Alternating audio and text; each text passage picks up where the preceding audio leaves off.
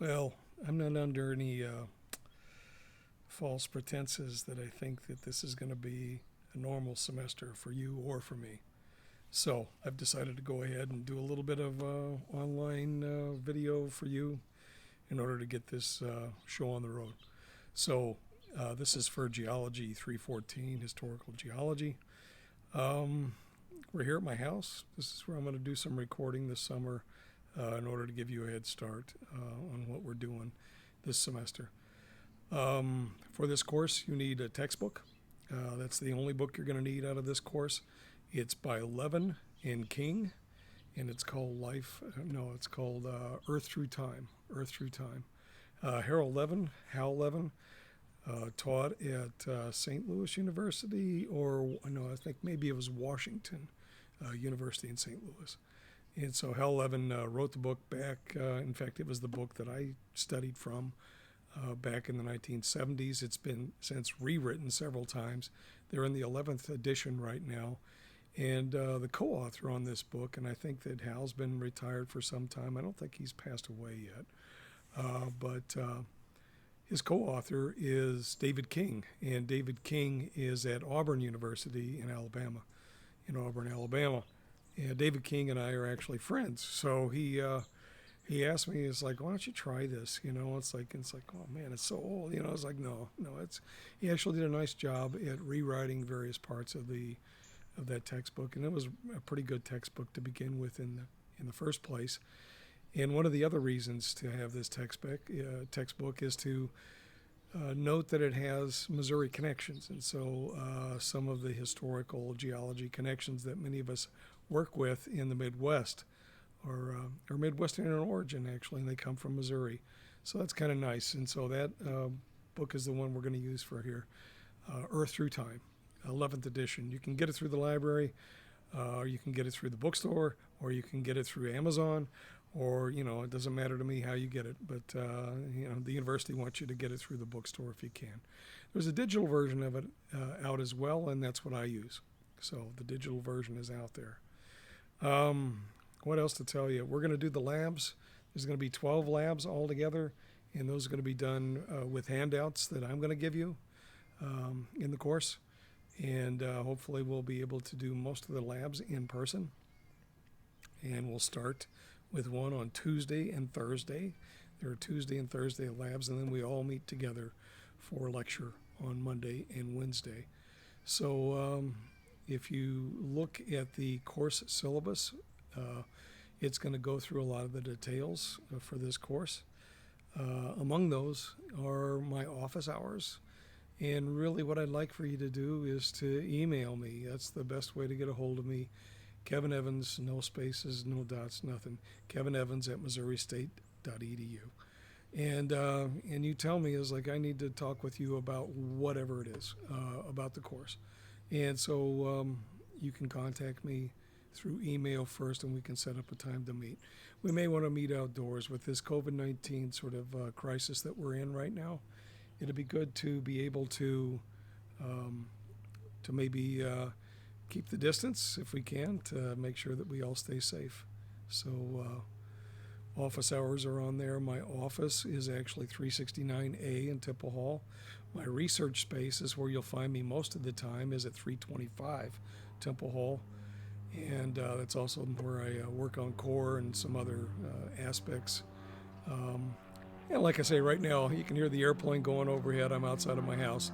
But anyway, we are looking at maybe a rough semester ahead. So we're going to start with the course policies, of course. And what you do, once we get past the textbook part and how you can get a hold of me best, you can leave a phone mail message if you want. I can't even get into my office right now, so I don't get those phone mail messages. So send me an email. Otherwise, the course policy statement is going to cover things like not just the textbook. When we meet, we're going to have 3 exams altogether in the lecture part of the course. And of course, there's a lab part of the course as well. There'll be 2 exams in there. So a total of 5 exams altogether, and a whole series of other quizzes and so forth to ask you about. What did you learn? And so It's par for the course in there. So you're going to have 2 regular exams and 1 final exam. It's going to have 200 points. And so 100-point exam is going to be in September, a 100-point exam in October, and then the finals in December during finals week. And I think our final exam is on Monday. So Monday, December, whatever that is. And so anyway, we'll have an exam. I think it's 11 o'clock that we meet for that. I had to write it down in the course policy statement. So read the course policy statement. Altogether, we're probably going to have about 700 points, point totals there. So anyway, plan accordingly, study in here. And in fact, one of the major objectives for this course is to get you to learn the geologic time scale. And what we're going to do is we're going to go through just a little bit of refresher for what you should have learned already. And then we're going to talk about the geologic time scale, why it's important, and then also how we're going to, you're gonna memorize it. Let me put it that way. Not all of it, but a substantial portion of it. And then finally, you'll be quizzed over that. It's a 59-point quiz for that alone. And you'll have 2 or 3 times to take it and get it.